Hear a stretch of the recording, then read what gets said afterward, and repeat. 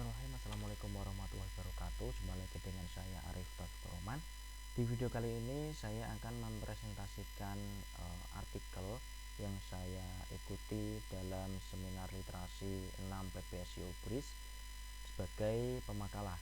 Adapun judul artikelnya yaitu analisis wacana kritis pemberitaan kasus Habib Rizik Syihab sebagai tersangka Kerman di Megamendung pada media massa online dengan pendekatan online Farklov.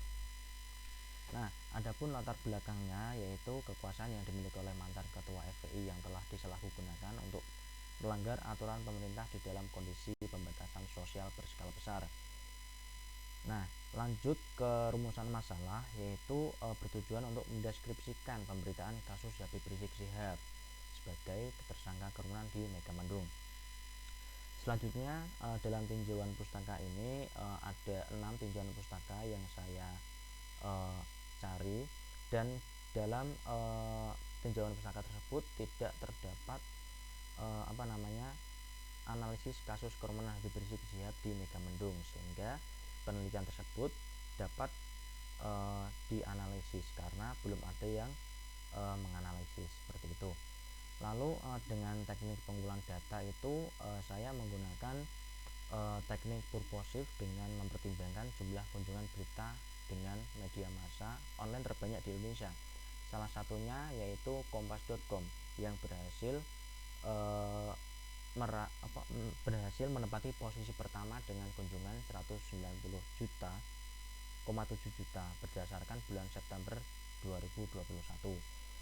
Selanjutnya ada metode analisis data yaitu analisis data saya analisis sesuai wacana kritis Norman Farklov, yaitu dari analisis teks, praktik kewacanaan, dan dimensi sosiokultural.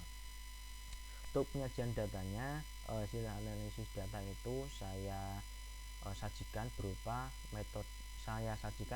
kalimat, tidak menggunakan lambang ataupun simbol. Nah, adapun hasil pembahasannya yaitu dilihat dari dimensi tekstual. Di sini ada kutipan berita yang dipublikasikan oleh kompas.com pada tanggal 19 Maret 2021. Dengan analisisnya yaitu di sini terdapat modalitas dapat yang menunjukkan dampak yang terjadi atas kasus kerumunan di Megamendung. Nah, dampaknya yang terjadi itu mulai dari kepala daerah setempat itu dilibatkan untuk diminta keterangan dalam pengadilan kasus kerumunan Habib Rizik. Nah, dilihat dari analisis dimensi tekstual dari sudut representasi rangkaian antar kalimat, di sini ada kutipan berita yang dipublikasikan 19 April 2021. Pada penggalian berita tersebut itu merupakan sajian dari wartawan, dan hasil analisisnya yaitu pada penggalian tersebut menggunakan konjungsi sehingga yang mengonstruksikan kata penghubung untuk menandai akibat. Nah, selanjutnya dari analisis dimensi praktik sosial itu kompas.com memiliki visi misi untuk untuk menyelaraskan pemberitaan yang dibuat.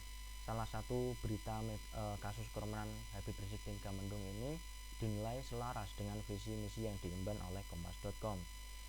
Selanjutnya analisis dimensi sosial budaya itu saya analisis menjadi 3 bagian, yaitu yang pertama tingkat situasional. Dari tingkat situasionalnya itu yang pandemi COVID-19 ya, pandemi COVID-19, lalu pemerintah menerapkan PSBB. Nah, dari penerapan PSBB tersebut itu Habib Rizik datang dari Arab Saudi itu tidak menerapkan protokol kesehatan seperti melakukan karantina, melainkan itu ikut berkerumun dalam acara yang dilakukan di pondok pesantren miliknya. Nah, karena itu Habib Rizik seorang tokoh yang besar, maka banyak pengikut yang ikut berkerumun dalam acara tersebut. Nah, total seluruh yang berada di dalam kerumunan itu 3.000 jamaah. Nah, dianalisis dari dimensi sosial budaya, yang kedua itu tingkat institusional. Nah, tingkat institusional ini pada pemberitaan Habib Rizik di Megamendung, Kompas.com itu menghadirkan narasumber mulai dari kepala daerah setempat seperti Gubernur Jawa Barat, lalu ada Camat Megamendung hingga kepala desa yang merangkap sebagai ketua Satgas COVID-19. Nah, pemilihan narasumber ini itu diharapkan dapat meyakinkan pembaca berita tentang informasi yang dimuat dalam berita. Nah, dilihat dari analisis dimensi sosial budaya yang ketiga, itu level sosial. Pada level sosial ini, Kompas.com erat kaitannya dengan menegakkan hukum di Indonesia dengan menonjolkan hukuman pidana atas kasus kerumunan Habib Rizik Syihab. Nah, dalam menuntut kepada majelis hakim, jaksa itu menuntut agar Habib Rizik itu dipidana penjara selama 10 bulan dengan denda 50 juta. Namun pada kenyataannya Habib Rizik itu mendapat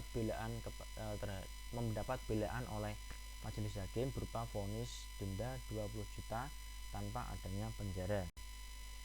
Nah, dari penelitian yang telah dilakukan berdasarkan analisis data itu, hasil pembahasan dapat disimpulkan sebagai berikut. Yang pertama itu analisis terhadap konstruksi teks wacana berita Kompas.com. Itu representasi teks ditemukan beberapa modalitas yang menyatakan sikap atas fenomena kasus kerumunan Habib Rizik. Yang kedua itu analisis dimensi praktik sosial itu sebagai media dengan penjualan terbanyak, Kompas.com